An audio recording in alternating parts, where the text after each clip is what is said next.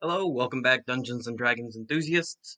My name is Ben. Welcome back to my channel where I talk about everything that has to do with Dungeons and Dragons 5th edition, whether it's being homebrewed or if it's just helping out fellow dungeon masters on maybe um, some struggles that they might be happening with their campaigns or just struggling as a DM in general, or maybe it's your first time dungeon mastering and you need some help. So today is going to be tailored towards dungeon masters, maybe the ones who are a little bit more seasoned, but just need a little bit of help spicing up a dungeon. So that's what today's video is going to be about. So let's talk about it. So what I'm going to be talking about today is how to adjust a monster's stats to better fit a more thematic dungeon, creating a better story and a little bit more fun and variety for your players. So maybe it's a cold setting that you are running, whether it's a dungeon or maybe they're just exploring some caves in a very high mountain. There's only so many yetis and maybe even an ice devil that some cultists were summoning that you can throw at them for monsters in a cold environment. So what I did for one of mine was I added in frost goblins. Now you might be thinking, what's a frost goblin? Well, I'll tell you because they don't exist. A frost goblin is blue in skin tone instead of green, which is perfectly something you can do in the game. Just change the color of something, and your players might just be like, "What? What is that?" So, frost goblins are blue in color, and they also have resistance to cold. In addition to that, they also have an alternate bite attack that deals 1 piercing damage but 1d6 cold damage. There you go.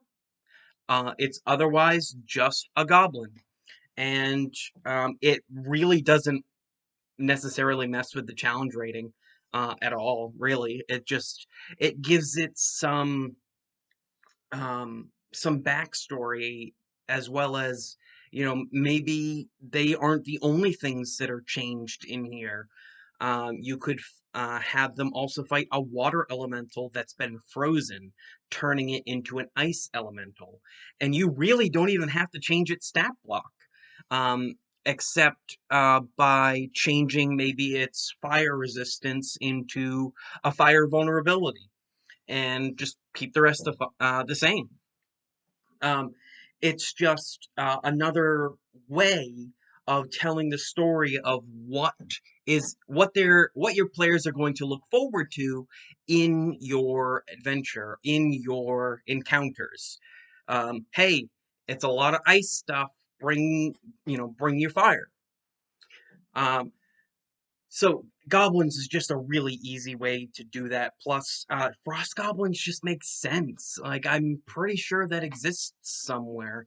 Um, ice mephits and yetis, and like I said, an ice devil. That's pretty much it that you can throw into an ice themed adventure.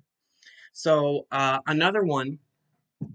Um, what we could do is if you're fighting in a volcano or maybe very very very deep underground where there actually is some lava flows and activities, we could uh, we could throw in some azers that they could fight, some fire methods. I particularly like salamanders are really really fun to throw at players. But what if we take something that isn't even supposed to be in that kind of setting and we throw it in there just to show what kind of things happen to creatures or monsters over um,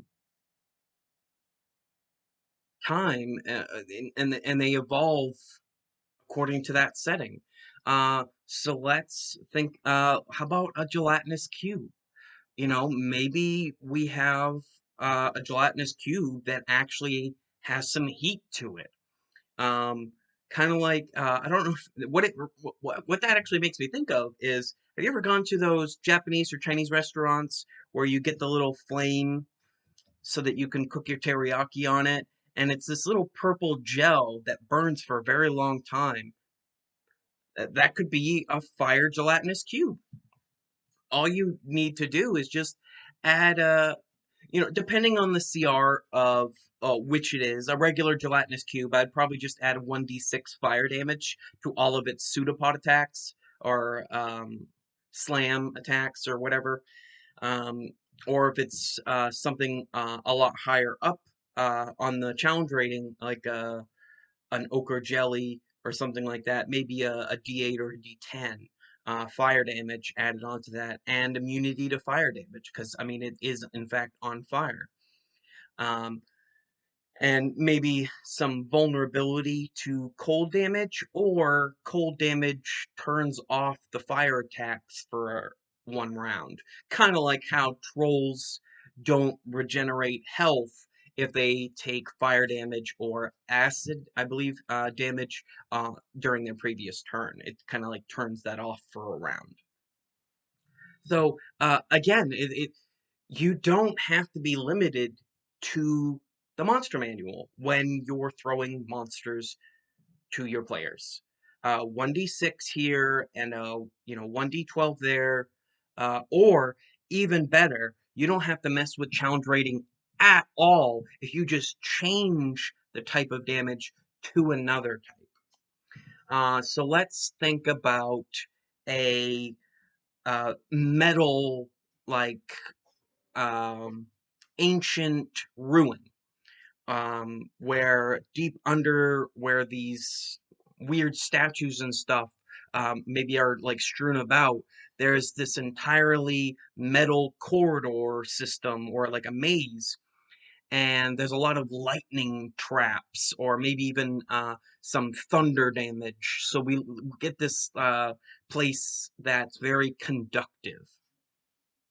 So now, another thing that we can maybe think of, again, I really like playing against the tropes of, well, that shouldn't be here. So the first thing that comes to mind is something aquatic. Um, you wouldn't really find that in like this kind of setting where all this lightning stuff. Um, so maybe we get let's think of something right off on the spot here.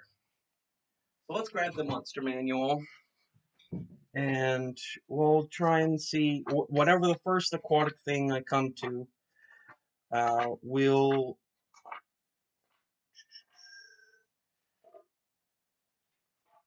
a troglodyte maybe. Yeah, you know what? All right, a troglodyte. Um, they seem to be uh, habitable towards aquatic environments, so maybe this troglodyte has been in this conductive environment for so long that now it probably looks the same, but maybe its eyes have like a hint of um, electricity. Maybe sparks shoot between its two eyes to show like it's conductive, and its touch attack or let's go back to the troglodyte here. Like I said before about how you can not have to mess with the challenge rating of something if you just change the damage.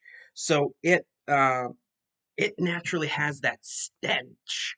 So if we change that stench ability, um, where they might be poisoned, uh, maybe we change that to taking damage. Maybe it's just a flat number equal to its constitution modifier of 2. So if someone still has to make that constitution saving throw, but if they fail it, instead of being poisoned by the stench, they just take 2 lightning damage because it emits this static field instead of a poison. So we don't have to change anything according to its challenge rating doing that. Also, it has a bite attack that does 1d4 plus 2 piercing damage. We can just change that to pure lightning damage. If its teeth gets a hold of you, the shock sends it through you. You can just change it to just 1 piercing damage because I mean it still has teeth. It's still biting into flesh. There has to be some sort of piercing damage there, but then change the rest that you deal into lightning damage, and now you've got a lightning troglodyte inside your um, very metal and sparking dungeon crawl ruin, whatever have you. So there's so many possibilities that um, you can create, and in doing so, you can that makes sense in such a like maybe there's an elemental crisis that's happening, and all these different elementals are finding their way into areas where they're not supposed to be, and it's changing the world around them. And that's your cataclysmic event that can start off a campaign.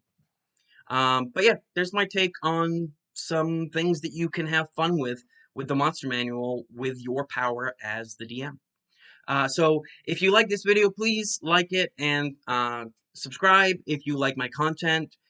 Please give me some comments down below of suggestions, or if you have any thoughts, comments, concerns, questions, please let me know. I'm quite active in the community, and I love to hear stories, tales of anything that happens with your Dungeons and Dragons games, and I can't wait.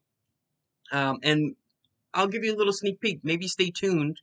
There may or may not be a campaign that I'll start up soon, which has open slots. So if you want to possibly jump into a game, let's talk about that.